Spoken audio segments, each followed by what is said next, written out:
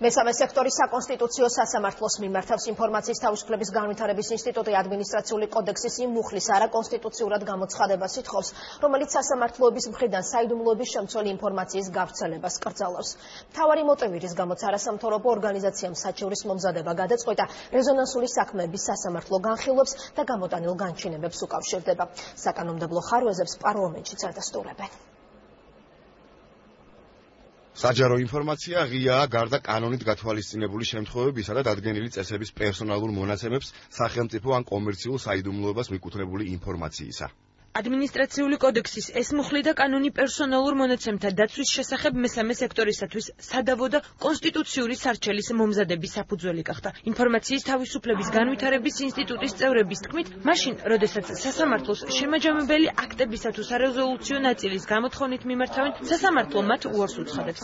მოტივად კი პერსონალური მონაცემების დაცვას ასახელებს. მესამე სექტორი მიიჩნევს, რომ ასეთი რეგულირება არაკონსტიტუციურია, რადგან სწორედ უზენაესი კანონით არის დადგენილი, რომ სასამართლოს ხდომა შეიძლება იყოს საჯარო და მათი ვიდეო და აუდიო გადაღებაც ხორციელდება. ჩვენ ვერ ვახერხებთ იმ შემაჯამებელი აქტების მიღებას, რაშიც საბოლოოდ აისახება მართლმსაჯულების პროდუქტი, ანუ რა გადაწყვიტა სასამართლომ, რა არგუმენტაციით გადაწყვიტა და ასე შემდეგ. მაგალითად, თბილისის საქალაქო სასამართლომ უარი გვითხრა ივანე მერაბიშვილის მიმართ გამოტანილი გადაწყვეტილების მოწოდებაზე პერსონალური მონაცემების დაცვის გამო. IDFI არ არის ერთადერთი არასამთავრობო ორგანიზაცია, რომელიც მათთვის სადავო ნორმებზე საუბრობს. ადამიანის უფლებების სწავლებისა და მონიტორინგის ცენტრი პრობლემას მაშინ წააწყდა, როდესაც მათ სასამართლოს ყოფილი მაღალჩინოსნების საქმის მოსამართლეების სახელების გასაჯაროებას თხოვეს. მაშინ სასამართლომ ამ ინფორმაციის გასაჯაროებაზეც უარი თქვა.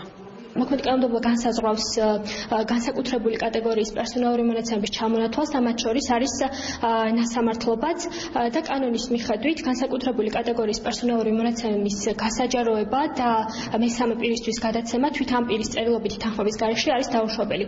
პერსონალურ მონაცემთა დაცვის უფლება არ ეწინააღმდეგება გამოხატვის თავისუფლებას.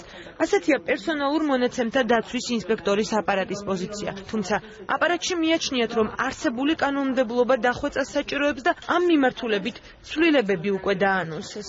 სამართლიანი ბალანსი უნდა იყოს დაცული, ისე რომ არც კონკრეტული ინდივიდის უფლებები შეილახოს და საზოგადოების ინტერესიც დაკმაყოფილდეს. შესაძლებელია გარკვეულ შემთხვევებში პირის თანხმობის გარეშეც მოხდეს სენსიტიური ინფორმაციის გამჟღავნება, მაგალითად მაღალი საჯარო ინტერესის შემთხვევაში, თუმცა ეს კანონით უნდა დარეგულირდეს აუცილებლად.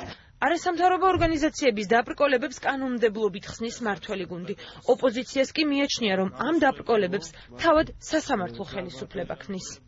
თუ ვინმე თulis რომ ხელის ხელმისაწვდომობა არის შეზღუდული, რა თქმა უნდა არის სასამართლოს გადასაწყვეტი. ვენდობი და მაქვს სასამართლოს იმედი.